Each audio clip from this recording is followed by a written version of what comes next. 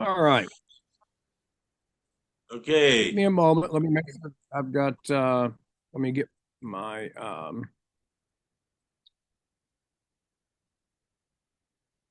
PowerPoint up.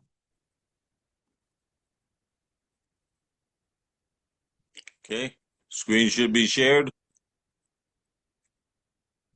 Okay, can you see my screen? Nope. You can't. Okay. Well,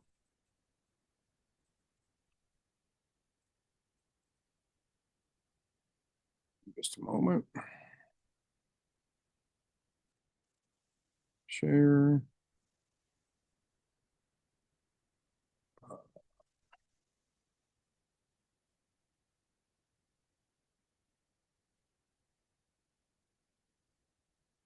I don't know. Good now?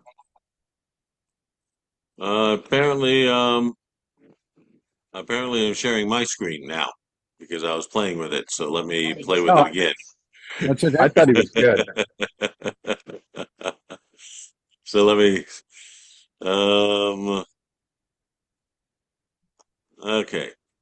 Okay, you're up now. Okay. All right. Can you see it? Yep. Perfect. Okay, we're good. All right. So let's talk about the casualties at Antietam.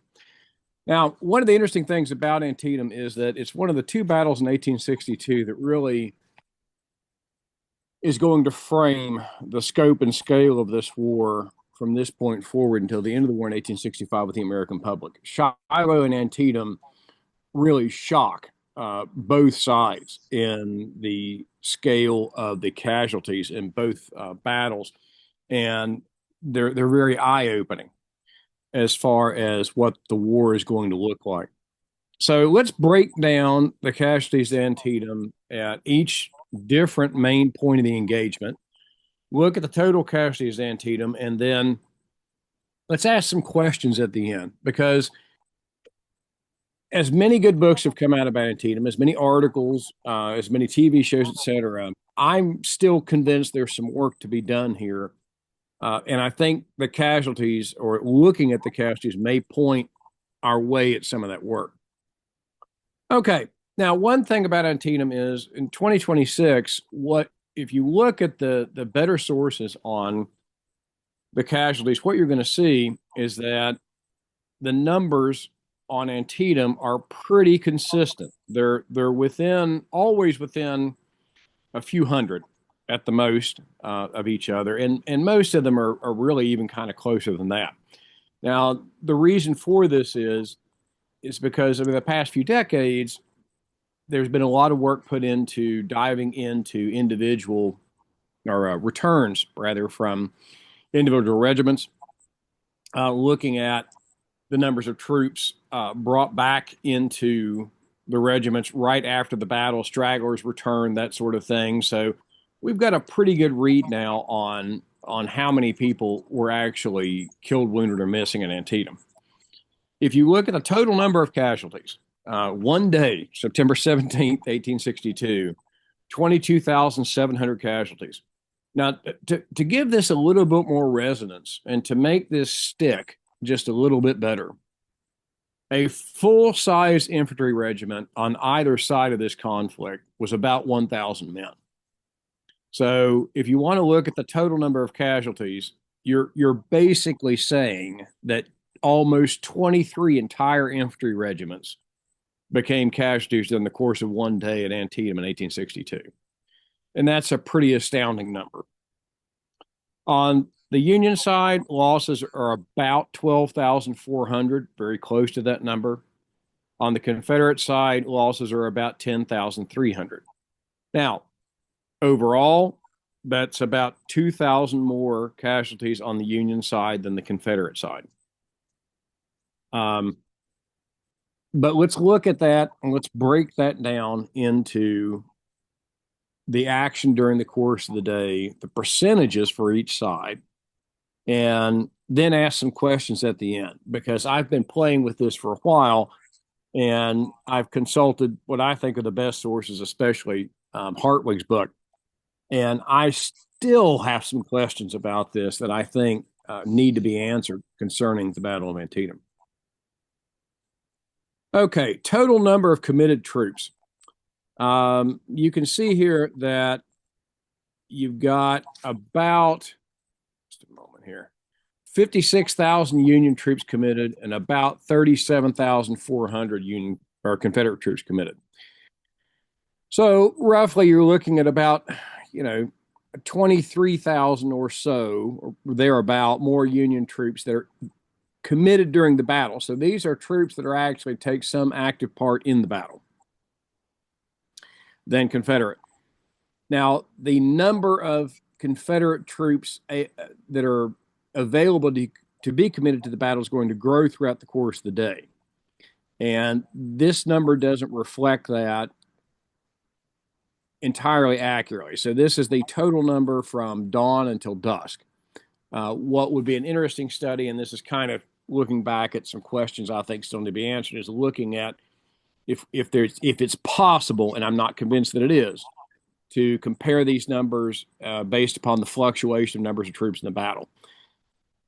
Now, percentage-wise, if you look at the total number of troops engaged, Union casualties, just based on the number of troops committed, is going to be about 22.1%.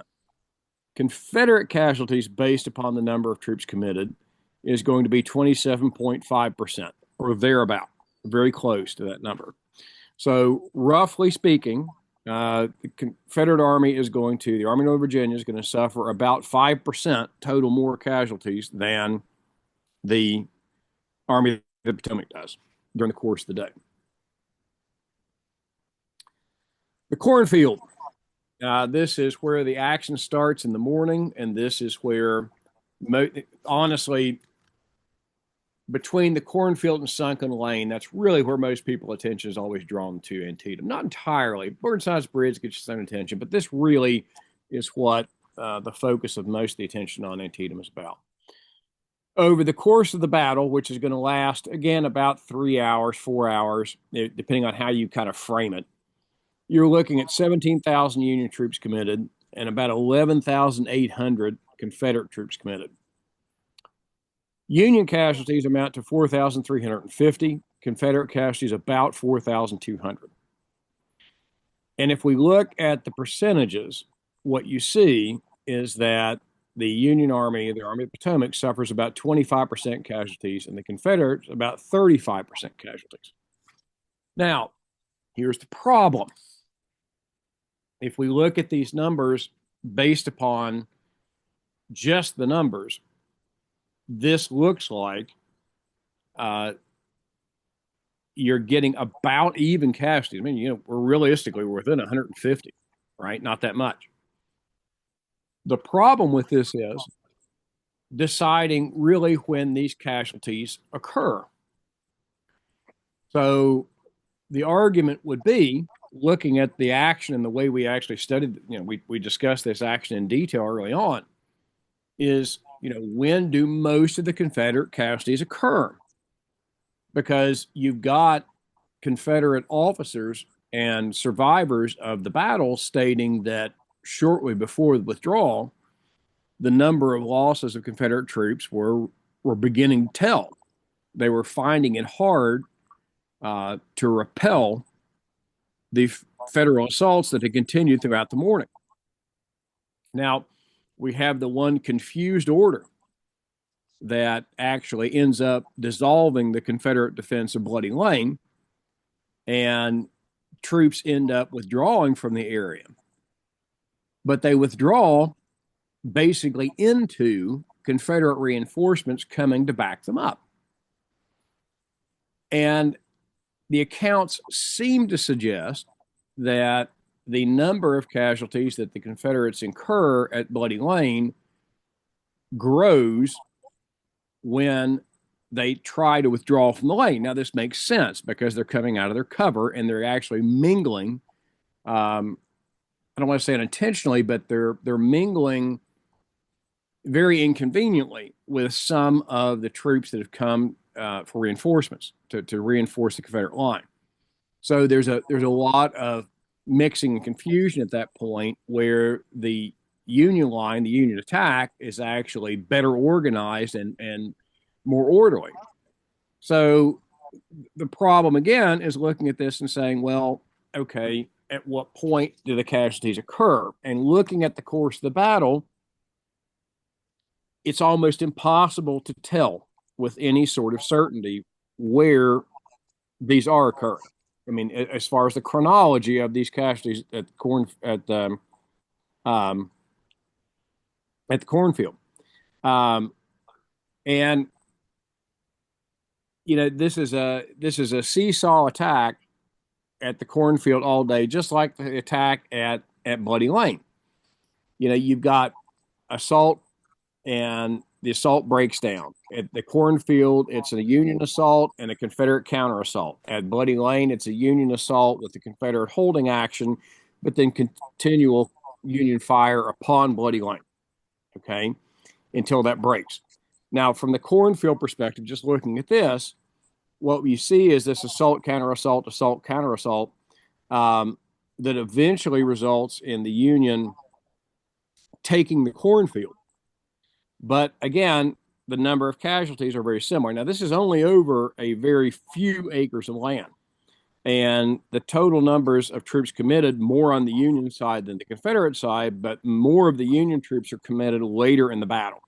So what you're really seeing here is that in the cornfield, you're seeing that the gradual sort of echelon attacks that are coming in from the federal side are putting continual pressure on, where the Confederates try to reinforce it. Jackson comes up, the Texans come up from Hood's men are coming up to reinforce this attack, and it's a real slog through the cornfield, just like it's going to be at Bloody Lane, which we'll talk about next. And again, the essential problem is you can't really tell when these numbers are increasing and decreasing or increasing and decreasing as far as the casualties go. But if you look at the total number of casualties, what you see is that at the end of the day, the casualty numbers are even, but the percentage wise, the Confederates are all worse off about 10% or so. So, there is a larger chunk of the Confederate force being lost in the commitment at the fighting at the cornfield. And that portion of the Confederate force that's the cornfield is going to withdraw into the West Woods fight, where it's going to be reinforced because you're going to see again this continual Confederate reinforcement that's going to come from various points in the line to hold the northern side of the line after the action of the cornfield and after the action then in the West Woods, and then to hold that for the rest of the day. So the problem again is deciding where and when exactly these occur, and that's a really difficult thing to assess. The only thing that's really accessible about this is that these almost realistically 9,000 men are being wounded or killed in just a few acres of land. I mean, the bulk of these casualties are going to occur over somewhat around 8 to 12 acres of land. And that's going to be the crux of the fighting. Now, the West Woods. The West Woods is the part right after the cornfield. So if you can imagine in your mind, and it'd be better to have a map of this, I know, when the cornfield falls really, and the Dunker Church really kind of falls the Union assault, the woods off to the west side of that are where the Confederate line withdraws into, and then the Union attack presses into. Now, the West Woods attack looks different. There's only about 5,400 Union troops committed to that attack, whereas the Confederates have reinforced fairly well, and for the purpose of the West Woods, outnumber the Union about 2-1. Not quite, but in that neighborhood. Now, during the course of this attack, Union casualties amount to about 2,200, Confederate casualties about 1,850. Percentage-wise, the Union is going to lose about 40% of the troops committed to this attack as casualties. Confederates only about 20. But if you look at, again, the overall numbers, what you're really seeing is that percentage-wise, the Army of Northern Virginia, because it's a smaller army with fewer men in it, every man lost constitutes a bigger part of the army. And the West Woods does end up really kind of stabilizing the Confederate line a little bit on that side of the line, and then actually starts to move down that ridge line that we've talked about during the course of these presentations.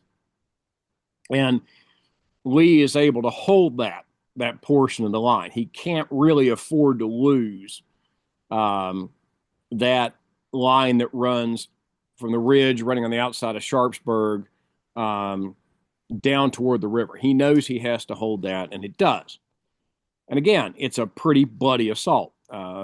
You're looking at really 4,000 casualties in a span of about an hour, maybe 2 hours, really, of fighting, continue fighting. It just depends on how you want to bracket the West Woods again. And this is trying to give us digestible chunks of looking at the battle. Okay. Now, the West Woods fight can really be seen as a continuation of the fight at the cornfield. It is the action in the northern part of the field in the early morning on September 17th, starting at about 5:30 and ending, somewhat around 10, somewhere in that neighborhood, 9:30, 10 o'clock, when all the last of the fighting finally dies out there. Now, what I personally, and I know this is totally subjective, have always found in a lot of ways the most interesting part of this battle is Bloody Lane, or the Sunken Road. And this battle is going to last about 3 to 4 hours, depending upon how exactly you want to measure the course of this fight. Union troops committed about 9,700. Confederate troops committed about 6,500. Union casualties, 2,900. Confederate casualties, about 2,600. Percentage-wise, again, looking at the total percentage of losses for force committed, the Union's going to lose about 20%, 29%, I apologize, and the Confederacy will lose about 40%. Now, if we kind of look at the chunks that are committed here, you've got about a third more Union troops committed to this attack than you have Confederate troops defending. You've got Confederate troops in a fairly strong defensive position in the Sunken Lane, or Bloody Lane, whatever known as Bloody Lane. You've got Union troops that have variable amounts of cover, as we previously discussed, that give them cover from Confederate fire for considerable distances approaching the lane. But then when they get within various distances from about 40 yards to about 100 to 150 yards from the lane, are now exposed. The first assault that goes in, we discussed that in detail. It goes in, it fails, it can't press any further close to the lane. The troops withdraw, they lay down, they start returning fire. Second attack, basically same thing. Troops go in, they can't press the assault, they withdraw to a better position, they lay down, they start returning fire. So you've got fire being exchanged for a period of, about 3 hours or so on the Bloody Lane, with various assaults going in until that last assault, where the Confederate line basically starts to disintegrate due to a misunderstood order. But again, taking the entirety of the context of what's going on in Bloody Lane into assessment, the question then is, with these casualties, because we can't really tell, we don't really have a good way to measure it, or we haven't found that yet, or we haven't really assessed the testimony yet, where are the bulk of these casualties occurring? With the Confederate casualties, it may be that the greatest number over the shortest span of time is actually occurring when they try to withdraw from Bloody Lane. But we can't say that definitively, because the survivors' accounts, as I said previously, indicate that part of the reason the Confederates are starting to be pressed pretty hard is that slow return fire over the course of a couple hours has taken a toll on the defenders, who are outnumbered by about a third. Not that many, really. I mean, if we were realistic about it, if we look at our old classical numbers about 3 to 1 advantage, you want what you want for an attacker. But that fire has taken a toll on them, and by the time they do withdraw, the reinforcements that are coming up, they kind of intermingle with them. They're coming up from behind. There's the mistaken order. The troops start to withdraw. The Union presses the attack, and Bloody Lane falls. Now, again, overall, the Union's going to lose about a third of its attacking force, which is only about a third bigger than the Confederate defending force. But the Confederates are going to lose about 40% of their defending force, holding Bloody Lane as long as they do. And what you're seeing is, in all these instances, that these casualties, as far as the numbers go, really aren't that far apart. They're pretty close. Does the Union outnumber the Confederacy here? Yeah, but for an attacking force, I would argue they really don't significantly outnumber the Confederates that are basically entrenched in Bloody Lane. Matter of fact, again, going back to that, our old arithmetic of battle, that's not 1-to-1 odds, but it's certainly not the 3-to-1 odds that you always want to expect. Now, another thing I'd like to point out about these statistics that gives me pause for questions, and I'll return to this as we get to the last slide.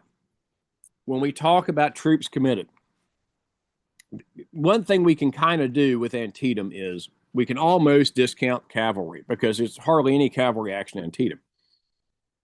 This action is infantry and artillery together. So the one thing that none of these answers, and we'll get to the question in the end, but I think this is a good point to bring it up, is what's really causing these casualties? Is it long-range artillery fire? Is it shot? Is it shell? Is it musket fire? If it is musket fire, is it rifles? Is it smoothbores? Because in September of 1862, there are still a large number of Confederates that have smoothbores, and there's a significant chunk of the Federal Army, at least a notable chunk, that probably still does have smoothbores. So again, when we start putting these numbers together, what's going on? What's the most effective? What's the least effective? Where is it even possible, really, to start putting these numbers in and assigning, values to weapons, especially in this battle? Now, Burnside's Bridge. This is a little bit of a lengthy battle considering what goes on here. You've got a significant number of Union forces involved in the battle, 4,270 about. Only about 500 Georgians are really holding that hillside against the bridge.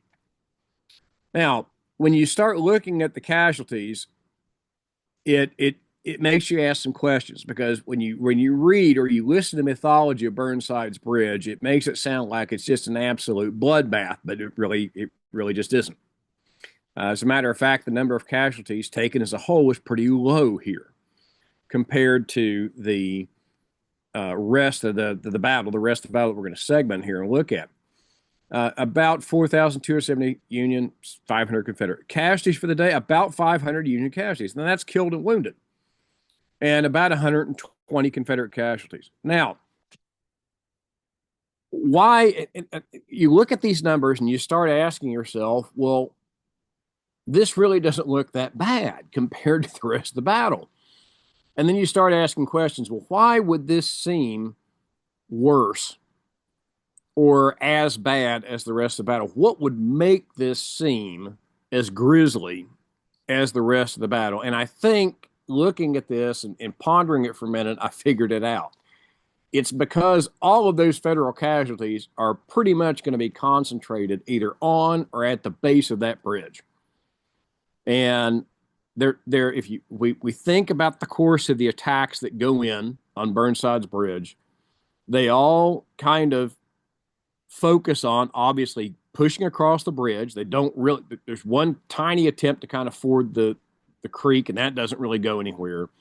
So what you're really seeing is the massive casualties accumulating at the foot of that bridge kind of like at the cornfield, but not nearly the number, that is probably making that look, a heck of a lot more gruesome than it really actually is compared to the casualties going on the rest of the fight. They're focused, they're in a funnel, they've got one place to go, and that's it.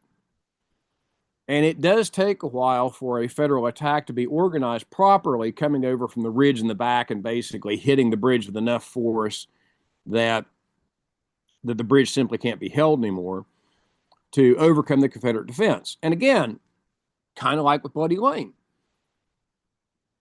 it's not exactly like the Union soldiers who were on the other side of the creek are not shooting back at the Georgians defending the heights on the other side.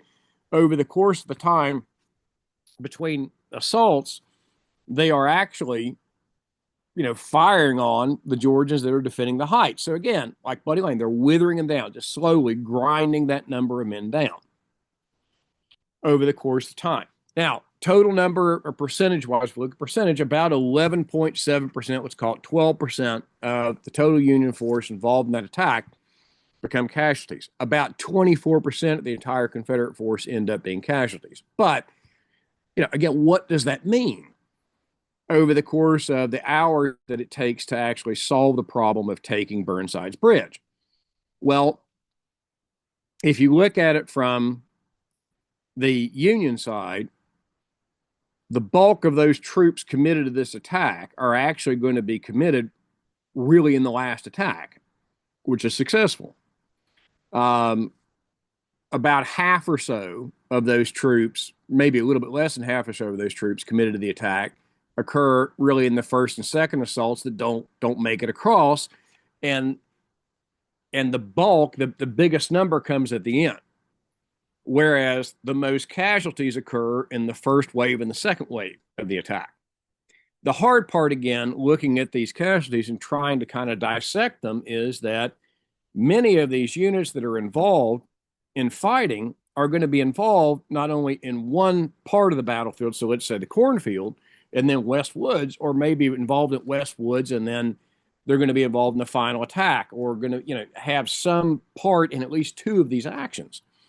So when you look, for instance, at the casualties at the end of the day, it's very difficult to say, well, this unit was at Burnside's bridge, and then they were involved in the final defense of the Confederate line, and they suffered 127 casualties. Well, where?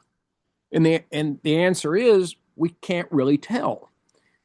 There's not it's not that the data might not be there somewhere, but it's not, in many cases, or in most cases, overt and easy to see.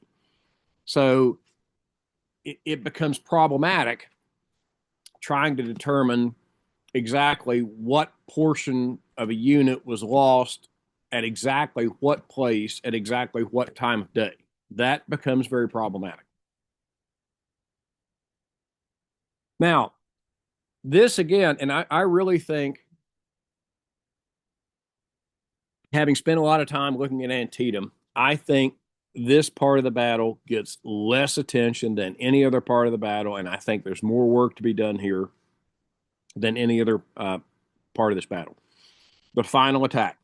So in your mind, if you can see the Antietam battlefield, the cornfield and the West Woods have been swept clean. The West Woods now forms really kind of part of the Confederate line that runs across along the ridge outside of Sharpsburg.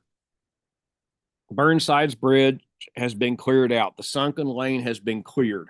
The line is now basically north-south based on the ridge that's looking toward South Mountain from Sharpsburg. It's the end of the day. It's up in the afternoon. We're getting toward 3:30, 4 o'clock at this point.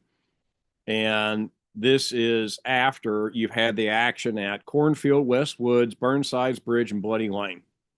And an almost indeterminate number of points in between, because these are the major parts of the battle. This doesn't actually include a lot of the smaller actions that are tying the rest of this together.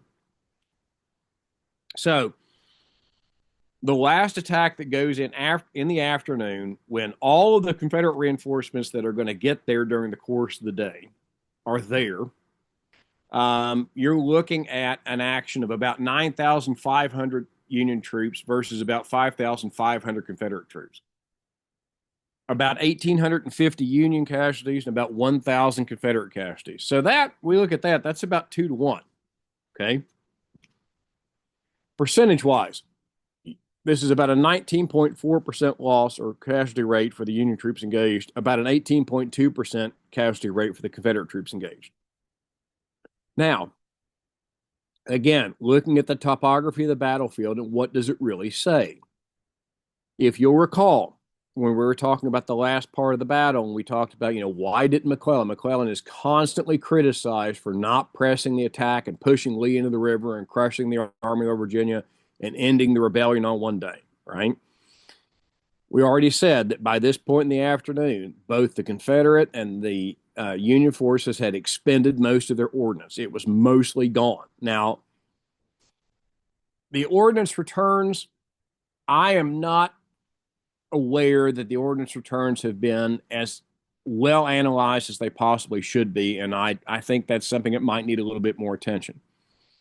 But both sides seem to agree that they are running out of ammunition at the same time. At this point, what you see is the Union forces actually assaulting a better defended Confederate line that now has artillery well emplaced on ground that's elevated and looking down upon them. You have a few fresher Confederate troops coming up as far as they haven't been in battle, but they've been marching all day.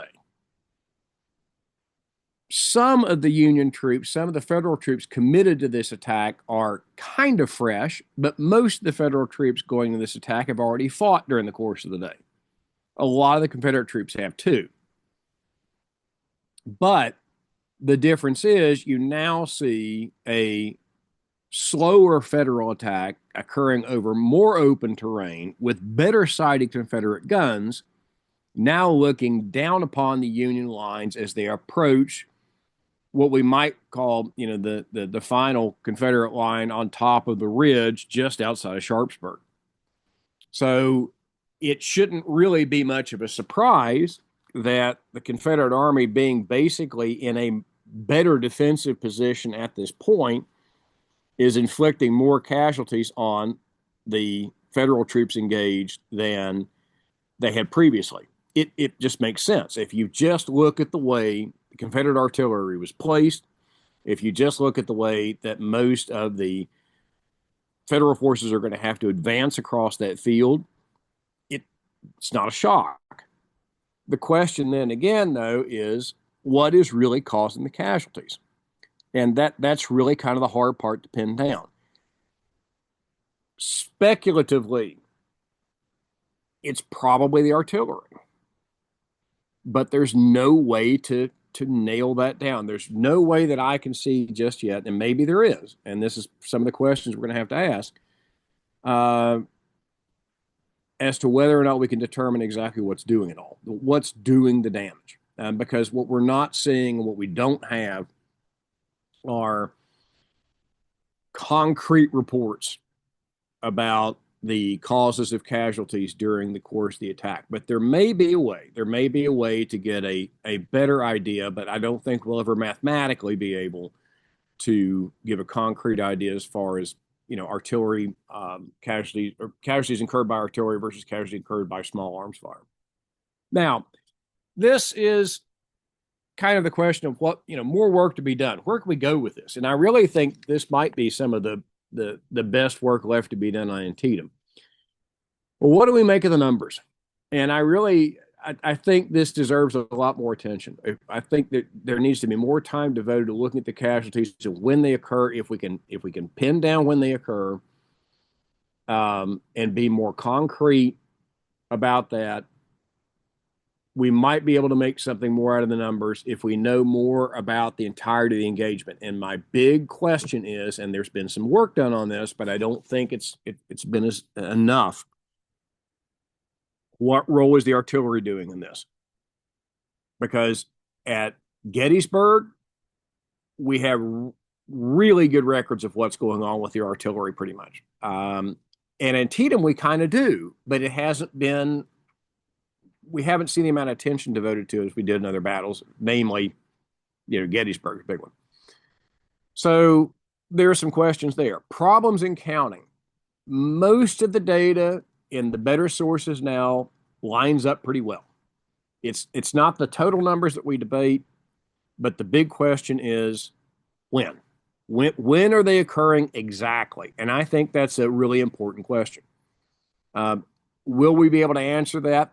I don't know, but I think we could do better than what we currently have. For instance, with Bloody Lane, I think we could do better. I would wager to say we might be able to do better with Burnside's Bridge, and I really think one of the most neglected parts of this battle that still needs more attention is looking at the fighting that occurs after withdrawal from Bloody Lane and after Burnside's Bridge falls and the Army of Northern Virginia is falling back along its kind of final protective position there along the ridge.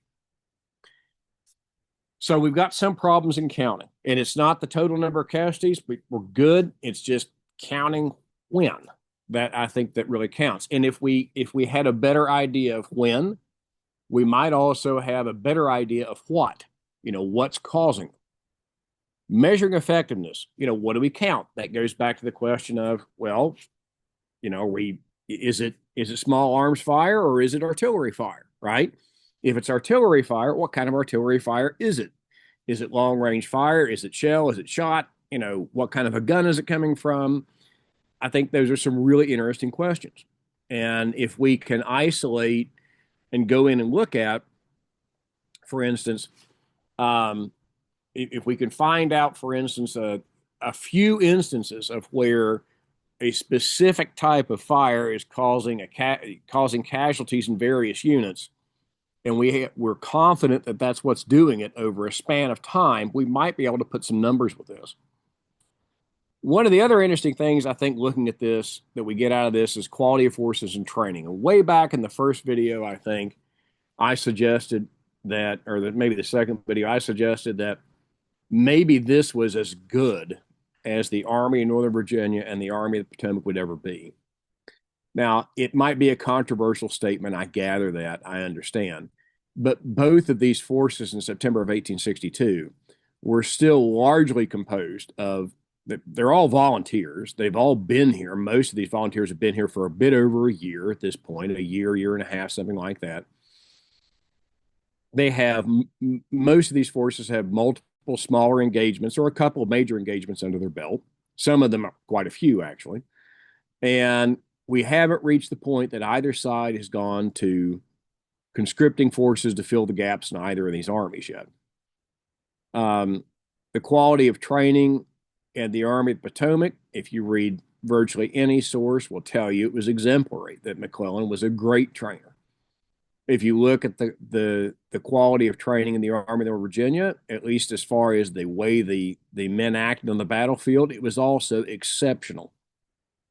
And I think you've got two fairly well matched adversaries that have about the same amount of experience in many cases, that both have good leadership. Differences in quality of equipment, maybe, but not drastic in any way. Really having a good one-to-one head-to-head fight with just a difference in numbers. I don't think you've got I think if Chris and I were talking about this a little bit before we started the presentation, if you get away from mythology and you look at it, the average Union soldier had a good training. The average Confederate soldier had good training. They both had good esprit de corps.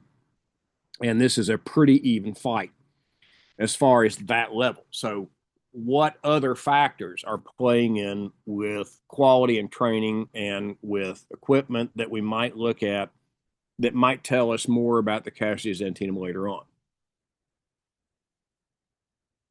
One topic that's been discussed, and I know I've come back to this a dozen times, but I really think there's something else to be done here, is with the artillery at Antietam. I don't think it's received I think it's received better attention, but not as much attention as it should for a number of reasons. because if we look at the engagements, we really see these primarily as infantry fights. But in all of these fights, artillery is involved. It just doesn't receive that much attention. Um, and I think looking at the accounts of the battle, what we're seeing is that the fighting is so up close and so personal, and often at such short range. In many cases, this is resulting in melee battle, bayonet point, that the men on the ground in the infantry units really just aren't able to notice so much the effects of the artillery, simply because the guy at 40 feet in front of you with a bayonet is a little bit more, you know, uh, worthy of your attention than what might be going on 500 or 600 yards away. So I'm curious about that. I would really love to see if we can get a better feel for what casualties the artillery are causing during the course of this day, because I somehow think that's been, even though it's received more attention in the past few years, I think it's been overlooked. The next thing is unknowables. And the one problem sometimes with being a historian is that you get this beautiful question in your head, and it seems like something that nobody has ever gone after, or it seems like something that there's a gap in the historiography. We always love to say that. It's like the most exciting thing you can say to a historian. Oh, there's a gap in the historiography. We want to go tackle that. Um, you know, some of this stuff we may never know. There may be wrinkles in this that we'll never uncover. There may be some variables or factors that we just can't see, and I don't know that we'll ever get to see them. I don't know that we'll ever get a read on those things. And I'm, not afraid of them, but just what do we not know that might give us a better view of the battle as far as looking, in this case, the casualties in Antietam. The next thing, and again, I'm really convinced this needs a lot more attention, is the end of the day in Antietam, that last attack. And this ties in with the last question about the pursuit, because I really think we've now come to the conclusion, the history has come to the conclusion that there's a really good reason that McClellan doesn't at this point. But that attack at the end of the day, when both sides are exhausted, they're both basically either out of ammunition or quickly running out of ammunition. Receives far less attention, and I think there's still work to be done there. I think that needs some more focus from historians, and there's some more clarity there. But in short, kind of looking at the casualties here, what we're seeing is that the Confederate and Union forces are doing a considerable amount of damage to each other, but predictably, because the Confederate force is smaller, and it's always going to be, and really from Antietam forward, it's going to really tell noticeably, is that every soldier that the Army of Northern Virginia loses comprises a bigger chunk of the Army, and that's harder for them to replace.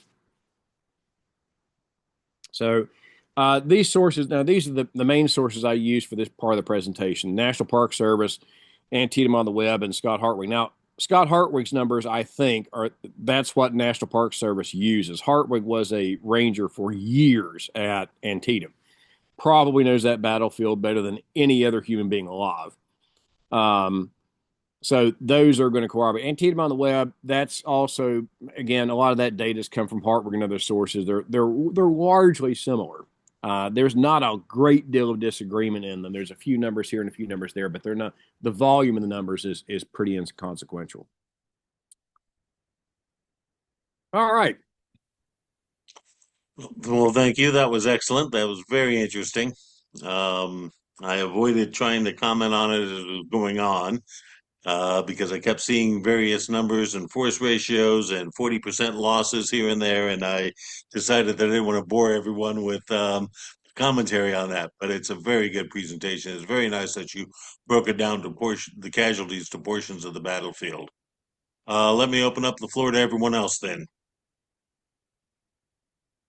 Any questions? We do have one from Reed Bennett, and he texted it saying, Chris, please ask Jamie, how would we need to do more work on Burnside Bridge, final attack, etc. actually be done by whom and with what records? Well, okay. The final attack. Burnside's Bridge, there's been a lot of ink spilled on Burnside's Bridge. I'm not quite certain that we get as much bang for our buck out of looking at Burnside's Bridge, but that final attack, um, as far as the records go, we've got a number of fantastic primary sources. I mean, dozens, hundreds, really, we can fall back on. Secondary sources, we've got all sorts of analyses after the war, Hartwig's being the most recent and honestly, in a lot of ways, the best.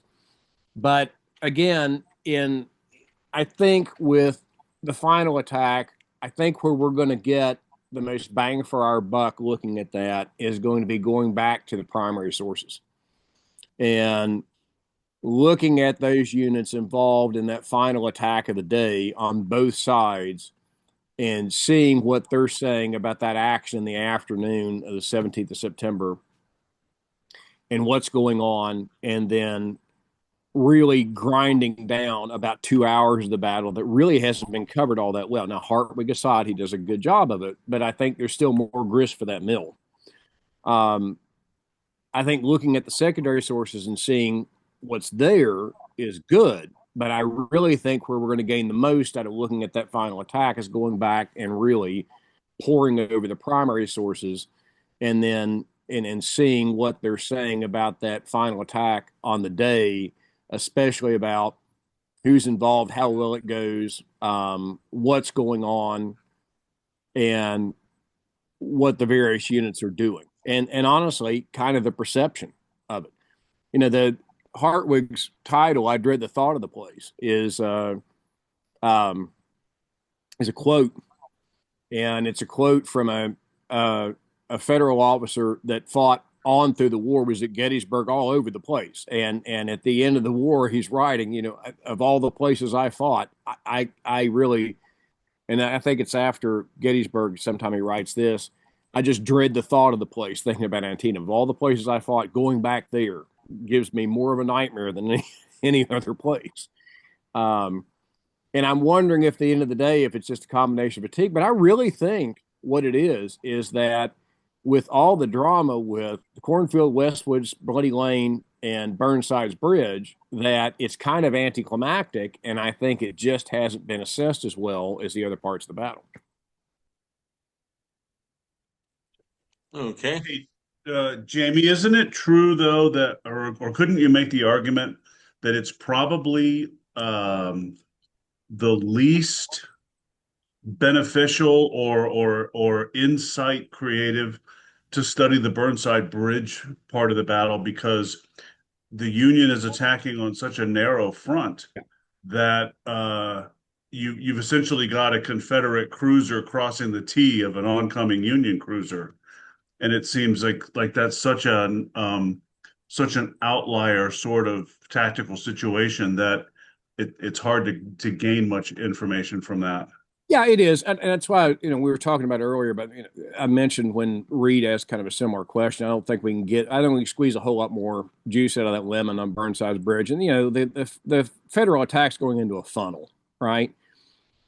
I mean, there's no way for them to really get across the creek there. It's kind of predictable what's going to happen because the first two attacks are really not that well organized. But once they find a good way to concentrate a number of troops that are basically overwhelming, they just force the bottleneck and it's done. I don't think there's a lot to be gained from Burnside's Bridge, but I really do think there's some more grist for the mill when it comes to that final attack. From let's say about 2:30, 3 o'clock in the afternoon onward. I think there's still a lot to be learned there. Not that it's going to have a dramatic effect on how we look at the outcome of the battle or the war or the campaign, but I think it's just details we need to know, things that we just haven't really explored as thoroughly as the rest of it. But you're absolutely right about Burnside's Bridge. Well, yeah, and I completely agree with you there. It was, as you pointed out, and I guess I'd never really given it that much thought before. the first two attacks across the bridge were, I guess you could say, kind of half-hearted, and they took horrible casualties. And it was the third attack where they really put some force behind it that finally succeeded. I mean, you can put some Confederate fatigue in there and ammunition too, but I wonder. I mean, is that not a sort of a classic case of committing your forces at the Schwerpunkt, Mhm. which leads me to wonder, did the German general staff in either World War, did they study Civil War battles to help them formulate their doctrine?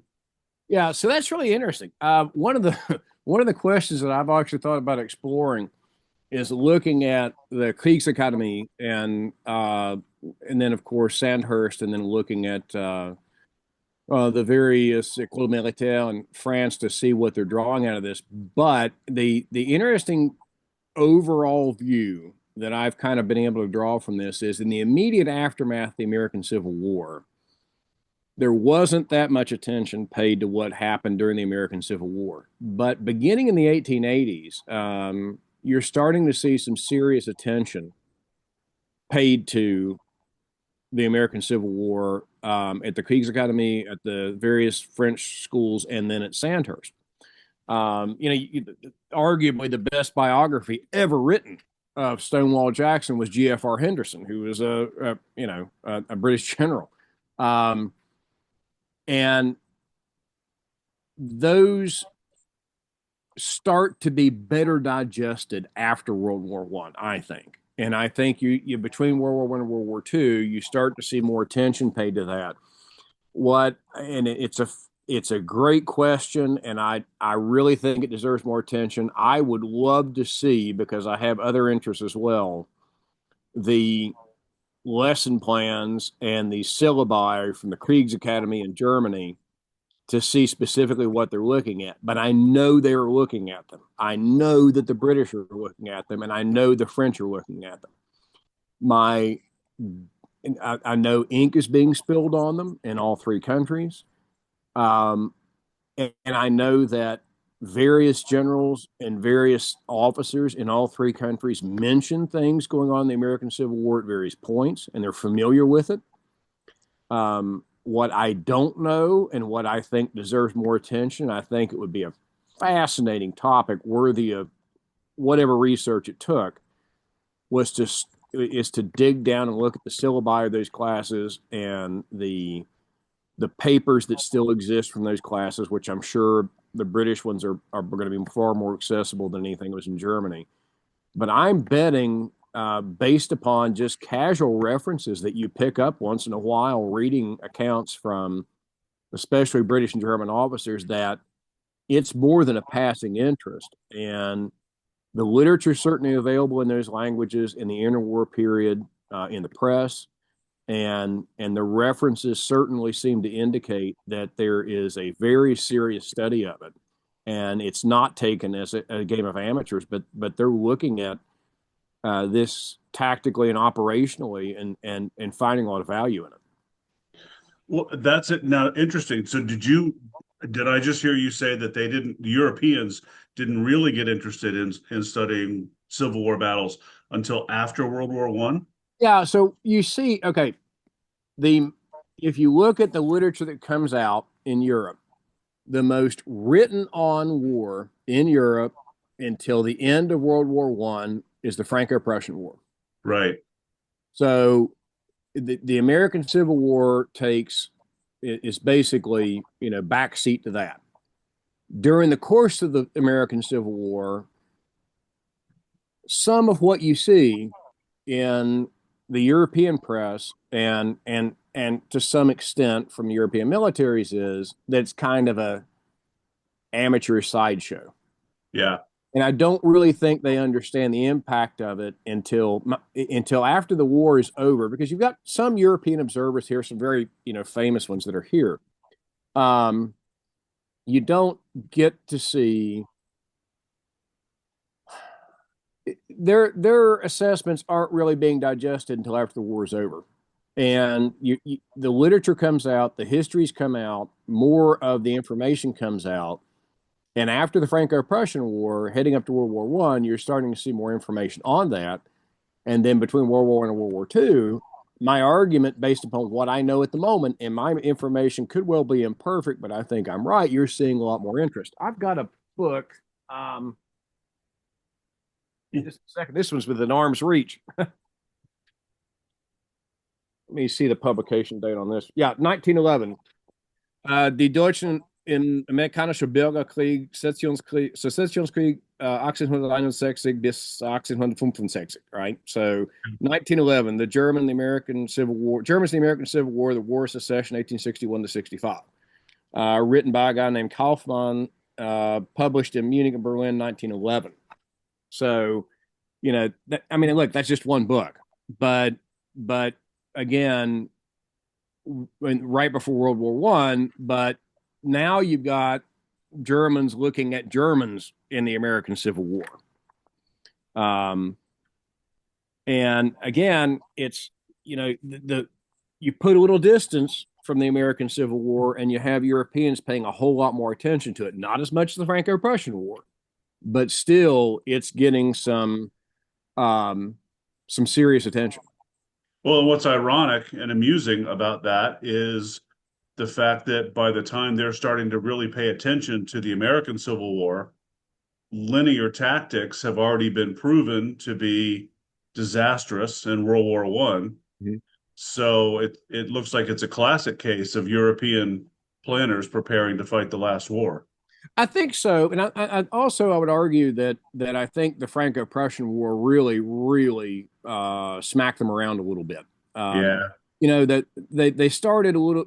We're getting into more open order fighting, but it's still not that different from what occurs during the American Civil War.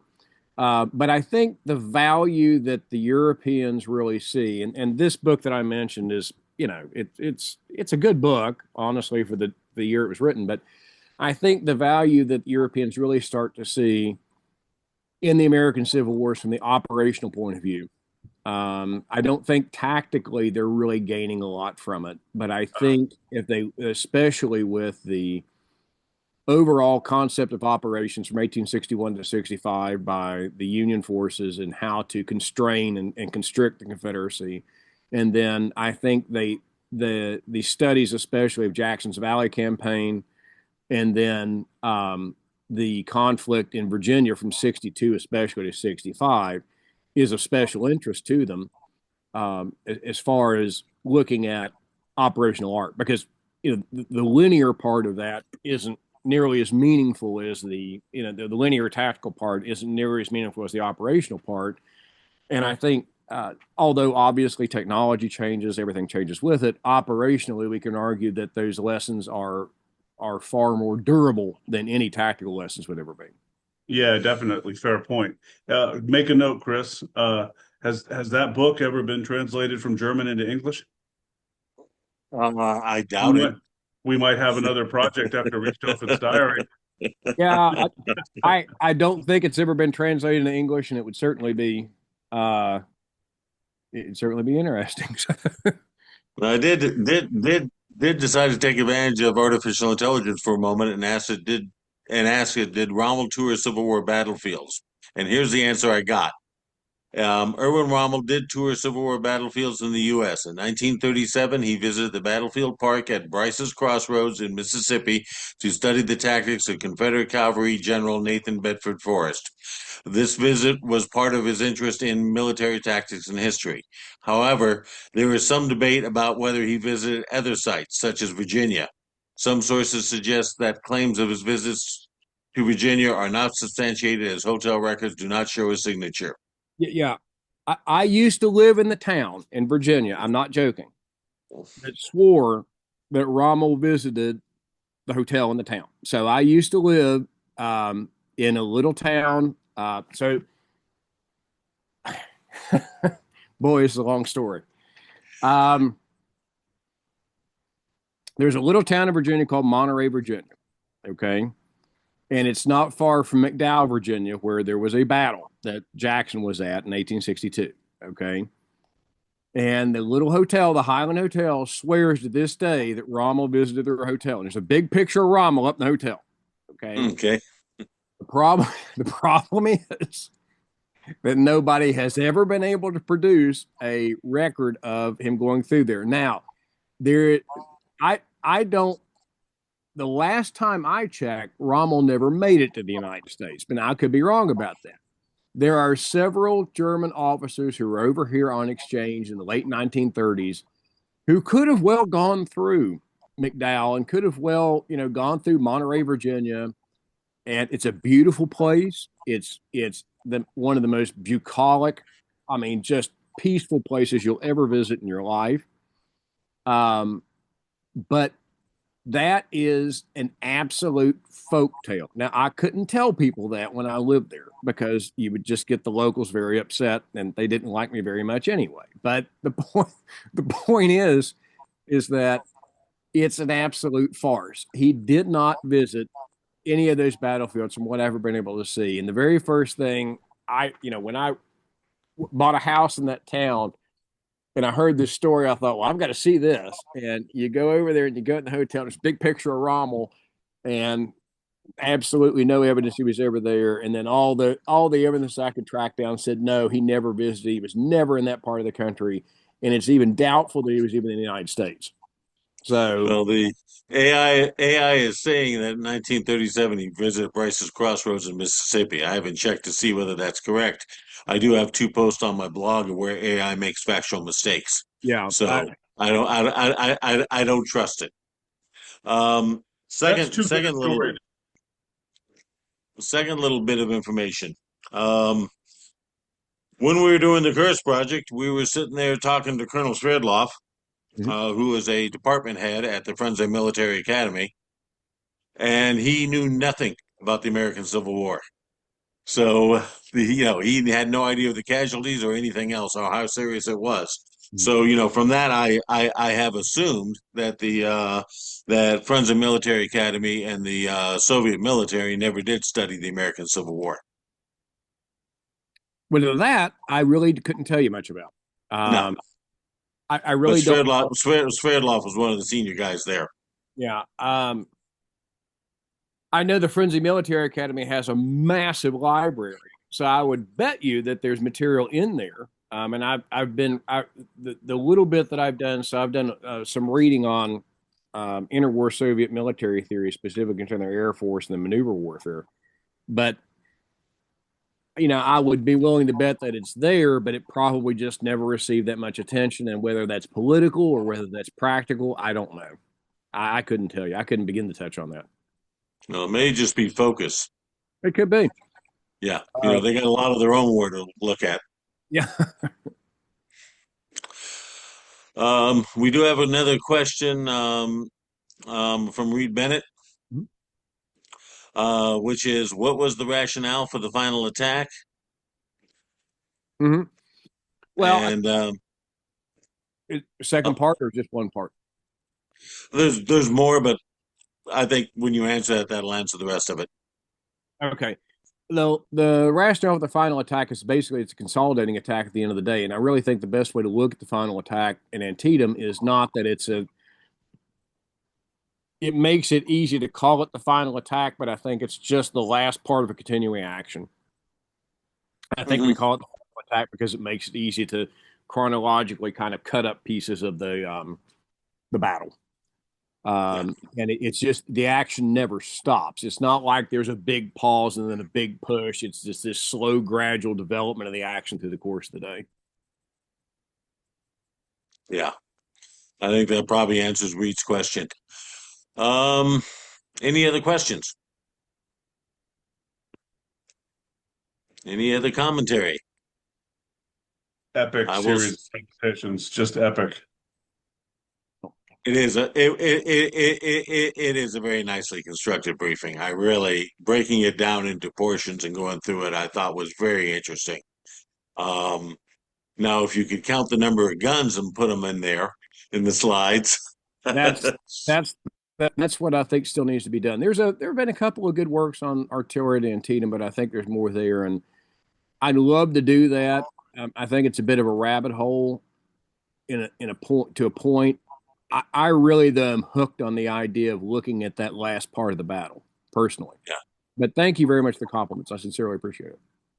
All right. I'm going to go ahead and stop recording.